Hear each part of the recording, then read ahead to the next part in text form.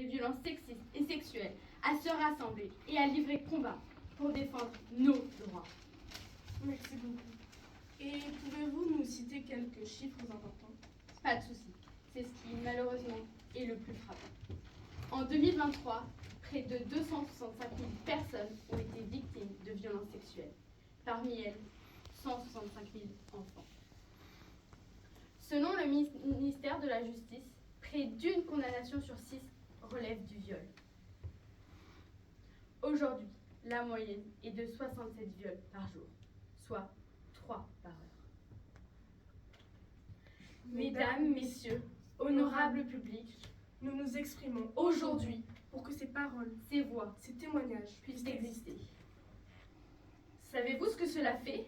de crier, de prier, de pleurer, sans que notre parole soit entendue. Savez-vous ce que cela fait de savoir que notre voix n'a pas d'effet? Ce cri intérieur qui ne daigne nous laisser se transforme peu à peu en murmure étouffé. Alors, ne nous laissons pas faire. Depuis toujours, les victimes de violences souffrent d'indifférence. Et devant ces hommes et ces femmes qui sont censés nous protéger, ne sont que numéros et formulaires de papier. Ne nous laissons pas faire. Agissons et combattons ensemble pour le bien de l'intégrité physique et morale.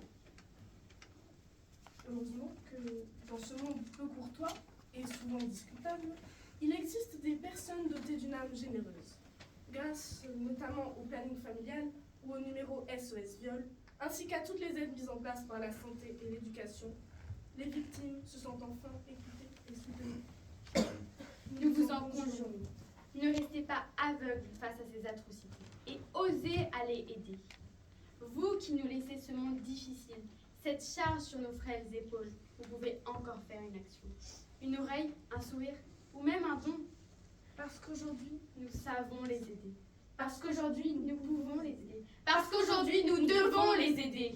Ne restons pas dans le silence. Ensemble, faisons preuve de bienveillance. Merci de votre écoute. Merci de votre présence. À présent, l'avenir est entre nos mains.